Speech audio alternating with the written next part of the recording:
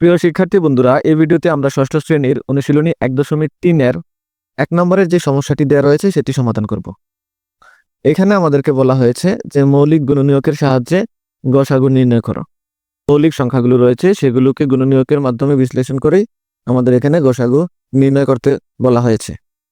তো এখানে সর্বপ্রথমে আমরা খাতায় লিখব যে 144, 240 এবং 612কে মৌলিক গুণনীয়কের সাহায্যে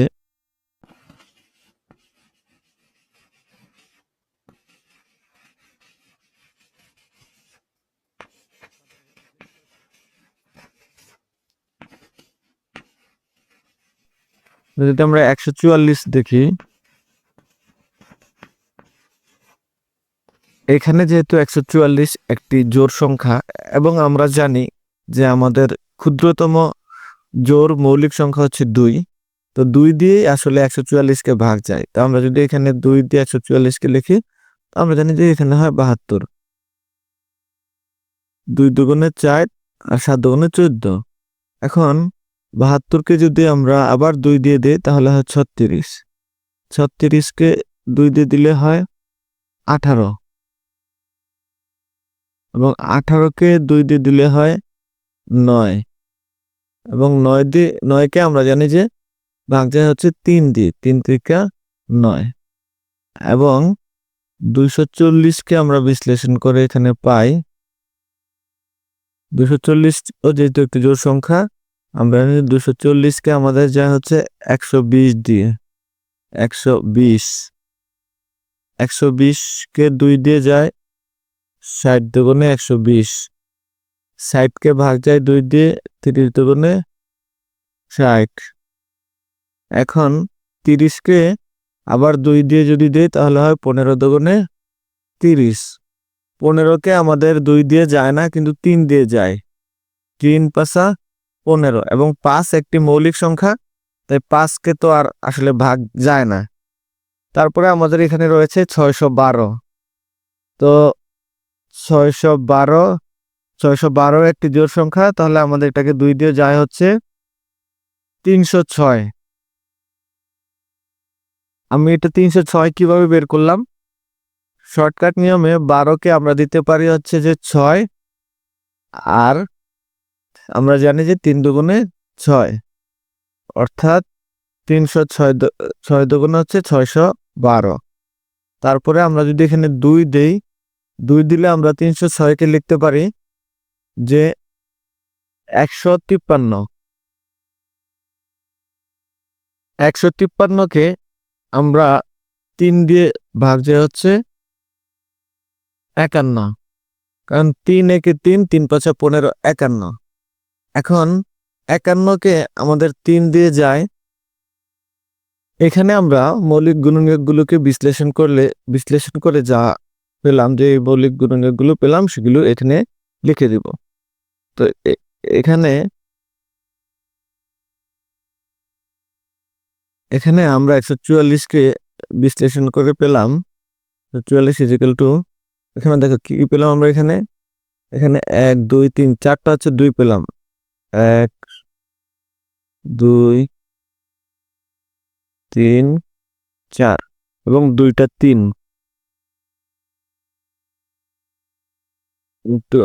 3। তারপরে 240কে আমরা বিশ্লেষণ করে পেলাম 1 2 3 4, একটা 2 2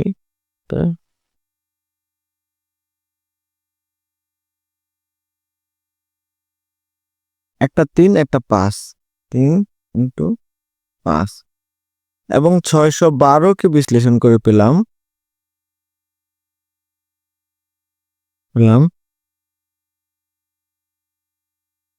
2টা 2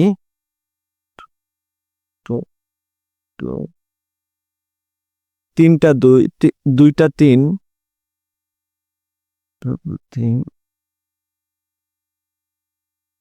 এবং 17।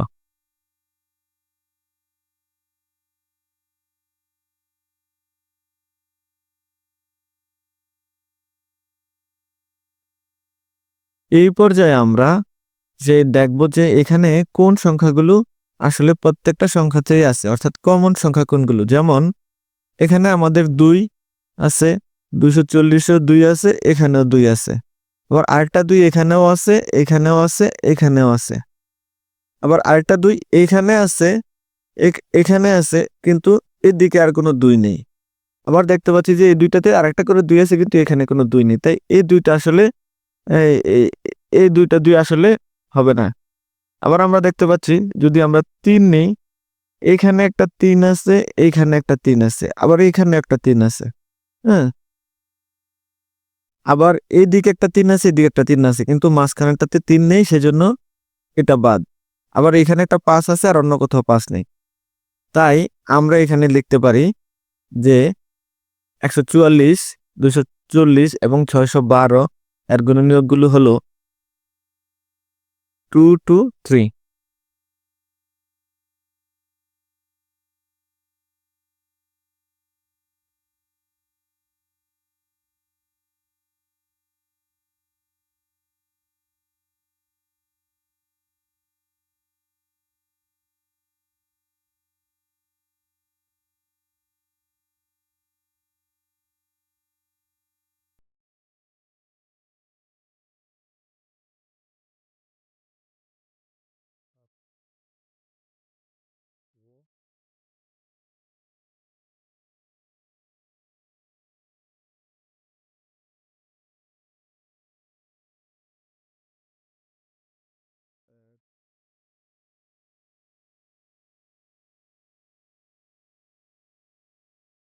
তোমাদের বোঝার সুবিধার্থে আমি আবার একটু রিক্যাপ করে দিই, অর্থাৎ প্রথম থেকে আবার একটু বলি।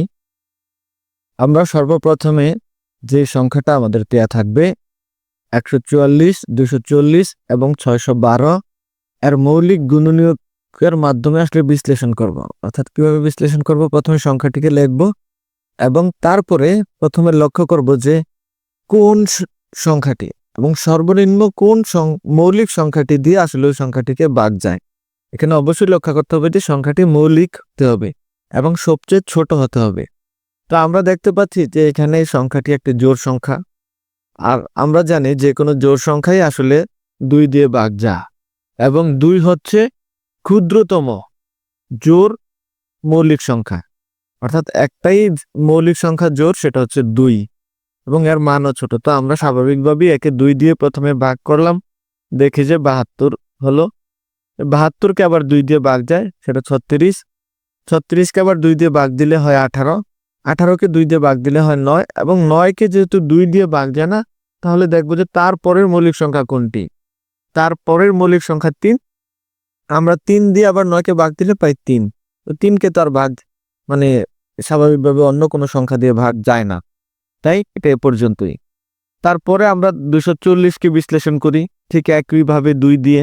আমরা পেলাম 120। 120কে আবার 2 দিয়ে ভাগ দিলে পাই 60। 60কে 2 দিয়ে ভাগ দিলে পাই 30। 30কে 2 দিয়ে ভাগ দিয়ে 15 এবং 15কে 3 দিয়ে ভাগ দিলে পাই 5। ঠিক সেম ভাবে এখানে 612কেও এভাবে আমরা বিশ্লেষণ করলাম। বিশ্লেষণ করার পরে এখানে আমরা এই সংখ্যাগুলোকে এভাবে লিখলাম যে বিশ্লেষণ করার পরে আমরা কি পেলাম সেটা লিখলাম। অর্থাৎ 144কে আমরা বিশ্লেষণ করে পেলাম এখানে এই 4টা 2, 3টা 3। আবার 240কে বিশ্লেষণ করে পেলাম 4টা 2, একটা 3, একটা 5 এবং 612কে বিশ্লেষণ করে পেলাম 2টা 2, 2টা 3 এবং 17। তারপরে আমরা দেখব যে এখানে কোন সংখ্যাগুলো কমন, অর্থাৎ যেই সংখ্যাটা দিয়ে আমরা এমন সংখ্যাটা নিব যে সংখ্যা দিয়ে আসলে 3টা সংখ্যার মধ্যেই আমরা পেয়েছি, অর্থাৎ এমন সংখ্যা যেটা কিনা বিশ্লেষণ করে আমরা 3টা সংখ্যার মধ্যেই আমরা পেয়েছি, অর্থাৎ যে সংখ্যাটা কমন সেই সংখ্যাটা আমরা এখানে বাছাই করব। তো আমরা এখানে দেখলাম যে আমাদের এখানে 2 আছে, 2 3টার মধ্যে আছে, আবার আরেকটা 2 3টার মধ্যে আছে, অর্থাৎ আমাদের এখানে 2টা করে 2 3টার মধ্যেই আছে, তাই আমরা এখানে 2টা 2 নিলাম। কিন্তু এই যে এই 2টা 2, এই 2টা 2 কিন্তু আবার 612-র মধ্যে নাই, তাই এই 2টা 2 আসলে আনকমন, এটা কমন না, এটা বাদ। তারপরে নিব আমরা 3। আমরা দেখতে পেলাম যে একটা 3 3টার মধ্যেই আছে, অর্থাৎ একটা 3 কমন। আর বাকি যেগুলো আছে এগুলো আসলে 2টার মধ্যে আছে, একটার মধ্যে আছে, আর বাকি একটার মধ্যে নাই। তো আমরা এখানে শুধু সেই সংখ্যাগুলোকেই নিব যেগুলো তিনোটার মধ্যেই আছে, তিনোটার মধ্যেই কমন। তারপরে এগুলোকে গুণ করলেই আমরা আসলে গসাগু পেয়ে যাব এবং এটাই আমাদের উত্তর। প্রিয় শিক্ষার্থীরা, এবার আমরা আমাদের যে খ নম্বরের প্রশ্নটি দেওয়া রয়েছে আমরা সেটি সমাধান করব। ভিডিওটি যেন বড় না হয় এবং তোমাদের যেন বোরিং না, সেজন্য আমি এই উত্তরটি লিখে রেখেছি। আশা করি তোমরা দেখলে বুঝতে পারবে। সর্বপ্রথমে আমরা লিখব যে সংখ্যাগুলো দেওয়া থাকবে, আমরা প্রথমে সেগুলোকে লিখে রাখবো এখানে, যে 525, 495 এবং 570কে মৌলিক গুণনীয়কে আমরা বিশ্লেষণ করে পাই। আমরা সংখ্যাটি লিখবো এবং আমরা সর্বপ্রথমে দেখব যে কোন ক্ষুদ্রতম মৌলিক সংখ্যা দিয়ে আসলে সংখ্যাটিকে ভাগ যায়। আমরা জানি যে যেহেতু এটি একটি বেজোড় সংখ্যা, তাই ক্ষুদ্রতম মৌলিক সংখ্যা 2 দিয়ে 525কে ভাগ যায় না, কিন্তু 3 দিয়ে 525কে ভাগ যায়। 3 দিয়ে আমরা 525কে পাচ্ছি যে 175, 175কে আবার 5 দিয়ে ভাগ যায়, সেটাতে আমরা পাচ্ছি 35, এবং 35কে 5 দিয়ে ভাগ দিলে হয় 7, এবং 495কে আমরা 3 দিয়ে ভাগ করলে পাই 165, 165কে আমরা যদি আবার 3 দিয়ে ভাগ করি তাহলে পাই 55, এবং 55কে তো আর 3 দিয়ে ভাগ যায় না, 55কে ভাগ যায় 5 দিয়ে, 5, 11, 55। তারপরে আমাদের এখানে রয়েছে 570, 570কে যদি আমরা, যেহেতু এটি একটি জোড় সংখ্যা, এটাকে আমরা 2 দিয়ে ভাগ করলে পাই 285, এবং 285কে যেহেতু 3 দিয়ে ভাগ দিলে আমরা ভাগফল পাই 95, এবং 95কে 5 দিলে 5 দিয়ে ভাগ করলে পাই 19, এবং 19 তো একটি মৌলিক সংখ্যা, একে আর ভাগ যাবে না। তো এইখানে আমরা 525কে বিশ্লেষণ করে যা পেলাম সেটি হচ্ছে 3 × 5 × 5 × 7, অর্থাৎ একটা 3, দুইটা 5, একটা 7, এবং 495কে বিশ্লেষণ করে পেলাম এখানে দুইটা 3, একটা 5 এবং 11, এবং 570কে বিশ্লেষণ করে পেলাম 2, 3, 5 এবং 19। তো এদের মধ্যে সবচেয়ে কমন হচ্ছে 3, 3 একবার করে তিনোটার মধ্যেই আছে, আর হচ্ছে 5, 5 একবার করে তিনোটার মধ্যেই আছে, আর কোনো সংখ্যা এখানে তিনোটার মধ্যেই কমন নেই। তো অতএব আমরা 525, 495 এবং 570 এর মৌলিক সাধারণ গুণনীয়কগুলো পেলাম হচ্ছে 3 এবং 5। সুতরাং এই সংখ্যাগুলোর তোমরা খাতায় লিখবে যে 525, 495 এবং 570 এর মৌলিক, 570 এর গসাগু হলো 3 × 5 অর্থাৎ 15, অর্থাৎ আমাদের এই খ নম্বরের উত্তর হচ্ছে 15। তারপরে আমাদের যে গ নাম্বারটি আমরা এখানে দেখতে পাচ্ছি, গ নম্বরে 2666 এবং 9699কে মৌলিক গুণনীয়কের সাহায্যে বিশ্লেষণ করে আমরা দেখছি যে 2666কে 2 দিয়ে ভাগ করলে আমরা পাই 31, এবং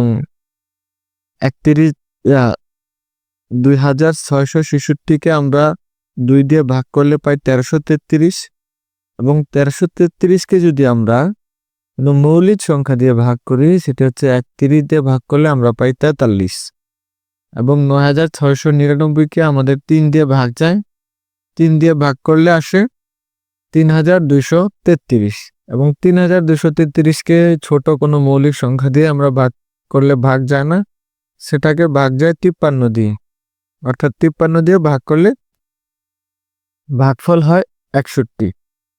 তো এখানে আমরা যদি বিশ্লেষণ করে পাই যে 2666কে আমরা বিশ্লেষণ করে পাই 2, 31, 43, এবং 9699কে আমরা বিশ্লেষণ করে পাই 3, 53, 61। তো এখানে লক্ষণীয় হচ্ছে এখানে এমন কোনো সংখ্যাই নেই যে আসলে কমন, অর্থাৎ এই দুইটা সংখ্যার মধ্যে আছে এমন কোনো সংখ্যাই আসলে এখানে নেই। তো একটি নিয়ম হচ্ছে যদি কোনো মৌলিক গুণনীয়ক না থাকে, অর্থাৎ কমন গুণনীয়ক না থাকে, তাহলে তাদের গসাগু হয় 1। তো আমরা এখানে খুব সুন্দর করে লিখে দিব যে যেহেতু 2666 এবং 9699 এর মধ্যে কোনো মৌলিক সাধারণ গুণনীয়ক নেই, অর্থাৎ এদের মধ্যে কোনো কমন কোনো সংখ্যা নেই, সুতরাং এদের গসাগু হচ্ছে 1। এটাই আমাদের উত্তর।